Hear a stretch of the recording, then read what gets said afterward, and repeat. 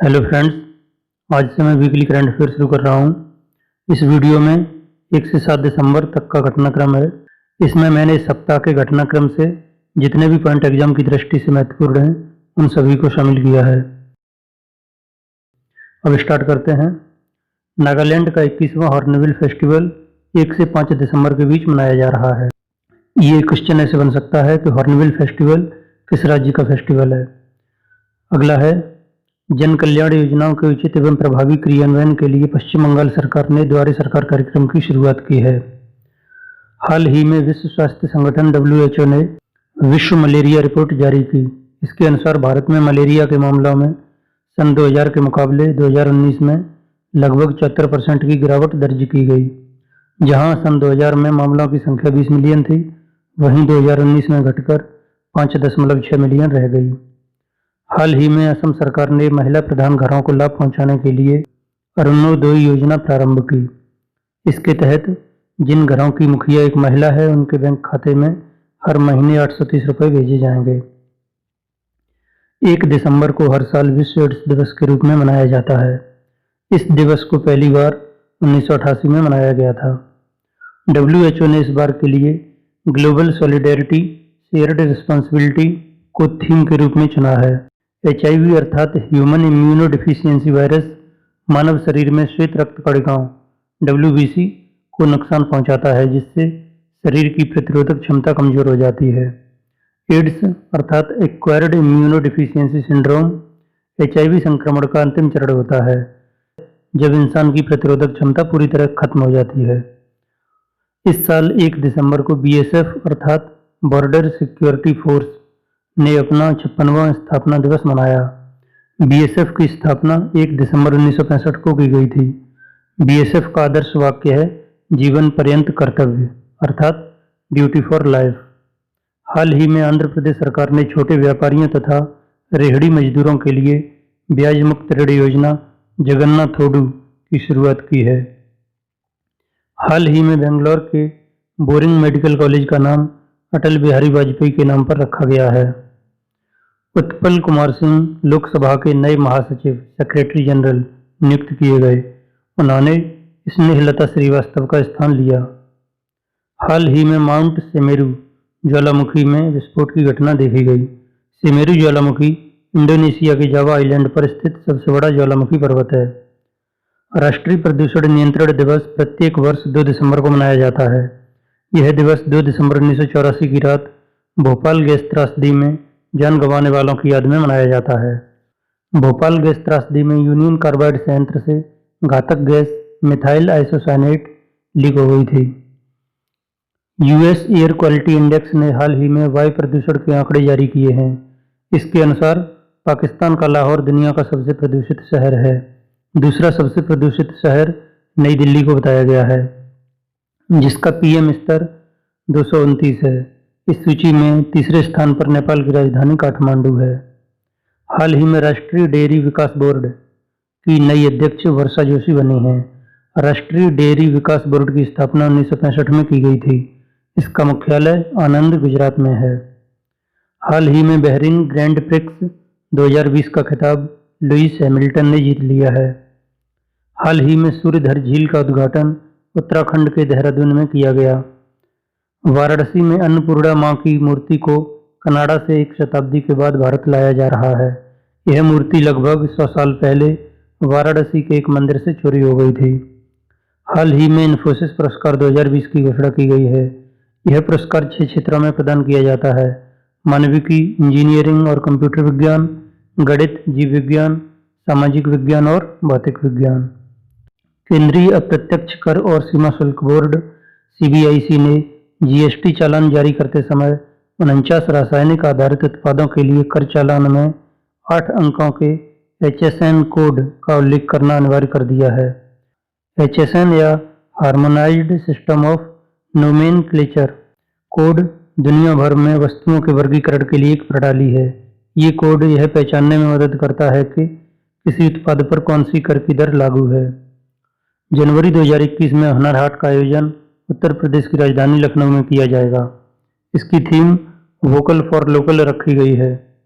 अंतर्राष्ट्रीय विकलांग दिवस प्रत्येक वर्ष 3 दिसंबर को मनाया जाता है। इस वर्ष की थीम है not all disabilities are visible. भारतीय नौसेना दिवस 4 दिसंबर को मनाया जाता है। इस वर्ष की थीम है Indian navy combat ready, credible and cohesive. यह दिवस 1971 के भारत पाक युद्ध के दौरान प्रारंभ किए गए ऑपरेशन ट्राइडेंट की याद में मनाया जाता है।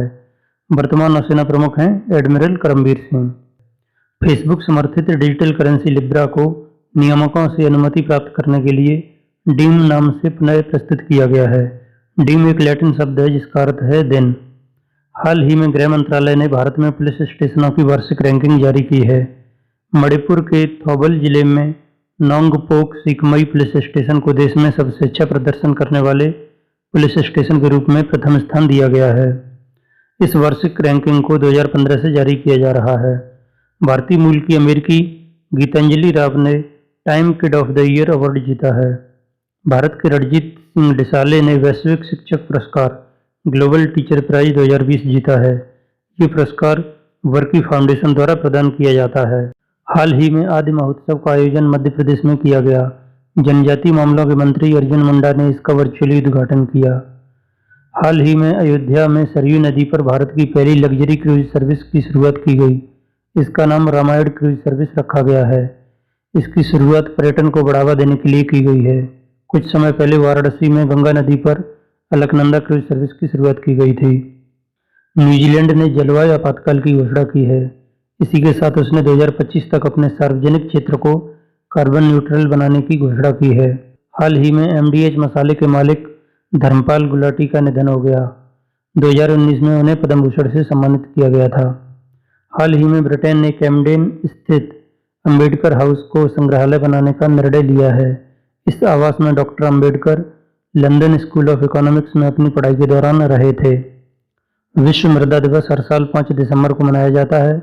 इस वर्ष की थीम है keep soil alive, protect soil biodiversity. हाल ही में रक्षा मंत्रालय ने सेना में एक नया पद सृजित करने की मंजूरी दी है। इसका नाम है deputy chief for military operations and strategic planning, सैन्य संचालन और रणनीतिक योजना के लिए उप प्रमुख। यह सेना में उप प्रमुख का तीसरा पद है। इसके अलावा एक और नया पद सूचना युद्ध महानिदेशक, director general of information warfare भी बनाया जा रहा है। NSIL, new space India limited और पिक्सेल ने भारत के पहले निजी रिमोट सेंसिंग उपग्रह को लॉन्च करने के लिए समझौते पर हस्ताक्षर किए हैं। NSIL को सरकार द्वारा संचालित किया जाता है। NSIL एंट्रिक्स कॉरपोरेशन के बाद इसरो की दूसरी व्यावसायिक शाखा है। हाल ही में जारी फॉर्च्यून इंडिया की रिपोर्ट के अनुसार भारत की शीर्ष 500 कंपनियों में रिलायंस इंडस्ट्रीज लिमिटेड प्रथम स्थान पर रही। दूसरे स्थान पर इंडियन ऑयल कॉरपोरेशन, तीसरे स्थान पर oil and natural gas corporation रही। हाल ही में फिट इंडिया आंदोलन का राजदूत कुलदीप हांडू को नियुक्त किया गया है। कुलदीप हांडू जम्मू कश्मीर से द्रोणाचार्य अवार्ड के पहले विजेता हैं। फिट इंडिया मूवमेंट की शुरुआत अगस्त 2019 में लोगों को फिटनेस के प्रति अवेयर करने के लिए की गई थी। हाल ही में जारी ह्यूरॉन इंडिया रिपोर्ट के अनुसार रोशनी नाडार भारत की सबसे अमीर महिला बनी हैं। रोशनी नाडार HCL की हेड हैं। दूसरे स्थान पर क्रेड मजूमदार शो रही हैं। हाल ही में इंटरनेशनल सैंड आर्ट फेस्टिवल का आयोजन ओडिशा के पुरी जिले के कोणार्क के चंद्रभागा बीच पर किया गया। ये इसका 9वां संस्करण था। इसी के साथ 31वां कोणार्क नृत्य महोत्सव भी आयोजित किया गया। हाल ही में पेटा इंडिया के द्वारा person of the year John Abraham को चुना गया है। 2019 में विराट कोहली को यह खिताब दिया गया था। PETA people for the ethical treatment of animals की स्थापना 1980 में की गई थी। इसका हेडक्वार्टर USA में है। फिक्की के 2020-21 के लिए अध्यक्ष के रूप में उदय शंकर को नामित किया गया है। वर्तमान में फिक्की की अध्यक्ष संगीता रेड्डी हैं, जो फिक्की की पहली महिला अध्यक्ष भी हैं। FICCI federation of Indian chambers of commerce and industry की स्थापना 1927 में की गई थी। हेडक्वार्टर इसका नई दिल्ली में है। हाल ही में पश्चिम बंगाल सरकार ने राज्य की संपूर्ण जनसंख्या को कवर करने के लिए स्वास्थ्य साथी योजना की शुरुआत की है। हाल ही में आंध्र प्रदेश की विधानसभा ने राज्य में ऑनलाइन गेमिंग पर प्रतिबंध लगाने वाला एक विधेयक पारित किया है। हाल ही में मेरठ के एक ज्वेलर हर्षित बंसल ने एक अंगूठी में 12,638 हीरे जोड़कर Guinness book of world record बनाया है। इन्होंने इस अंगूठी का नाम मैरीगोल्ड रखा है। भारत सरकार जम्मू कश्मीर तथा लद्दाख के लिए 2 वक्फ बोर्ड स्थापित करने जा रही है। ऐसा आज़ादी के बाद पहली बार होगा जब कश्मीर में वक्फ बोर्ड स्थापित होंगे। इनमें से एक वक्फ बोर्ड शिया मुस्लिमों के लिए तो दूसरा सुन्नियों के लिए स्थापित किया जाएगा। हाल ही में चीन द्वारा एक नए अवलोकन उपग्रह गोफैन 14 को लॉन्च किया गया।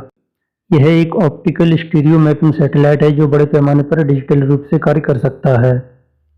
21 दिसंबर 2020 को बृहस्पति और शनि ग्रहों के बीच महान संयुग्मन ग्रेट कंजक्शन की घटना देखी जाएगी। जब 2 आकाशीय पिंड पृथ्वी से एक दूसरे के करीब दिखाई देते हैं तो इसे संयुग्मन कहा जाता है। भारत के अधिकतर राज्यों में इसे सूर्यास्त के बाद देखा जा सकेगा। अगली बार इस घटना को 15 मार्च 2080 को देखा जा सकेगा। हाल ही में प्रधानमंत्री द्वारा आगरा मेट्रो परियोजना के निर्माण कार्य का उद्घाटन किया गया। आगरा मेट्रो परियोजना में 2 गलियारे होंगी जिनकी कुल लंबाई 29.4 किलोमीटर होगी। इस परियोजना को 5 वर्षों में पूरा किए जाने का लक्ष्य रखा गया है। इस परियोजना की अनुमानित लागत 8,379 करोड़ रुपए है। 7 दिसंबर 1949 से भारत में सशस्त्र सेना झंडा दिवस मनाया जाता है।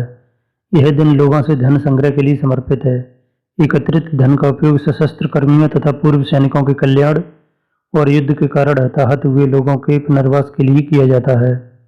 1949 में बलदेव सिंह समिति ने झंडा दिवस कोष की स्थापना की थी। इस समिति ने 7 दिसंबर को प्रतिवर्ष झंडा दिवस मनाने की सिफारिश की थी। डॉक्टर भीमराव अंबेडकर की पुण्यतिथि 6 दिसंबर को महापरिनिर्वाण दिवस के रूप में मनाई जाती है। हाल ही में भारत सरकार द्वारा त्रैमासिक रिटर्न फाइलिंग और मासिक भुगतान कर योजना QRMP लॉन्च की गई। QRMP quarterly return filing and monthly payment of taxes scheme GST करदाताओं की रिटर्न फाइलिंग के अनुभव को आसान बनाने के लिए शुरू की गई है। यह योजना 1 जनवरी 2021 से लागू हो गई। पश्चिम बंगाल सरकार द्वारा मेजर हाट पुल का नाम बदलकर जय हिंद पुल रखा गया है। इस पुल का निर्माण हाल ही में कोलकाता में किया गया था। हाल ही में कोरी एंडरसन ने अंतर्राष्ट्रीय क्रिकेट से संन्यास लेने की घोषणा की है। ये न्यूजीलैंड के खिलाड़ी हैं। हाल ही में उपराष्ट्रपति एम वेंकैया नायडू द्वारा लॉन्च की गई पुस्तक 40 years with Abdul Kalam untold stories A Sivathanu Pillai द्वारा लिखी गई। हाल ही में fortune business person of the year के रूप में 2 भारतीयों को नामित किया गया। इनके नाम हैं अजय बंगा और शांतनु नारायण। इन्हें इस लिस्ट में क्रमशः 8वां और 9वां स्थान दिया गया। पहले स्थान पर एलन मस्क रहे। हाल ही में तमिलनाडु तट से टकराने वाले बोबेरी चक्रवात का नामकरण मालदीव द्वारा किया गया। इस तरह ये कंप्लीट होता है। अगला वीडियो जल्दी ही आएगा। Thank you.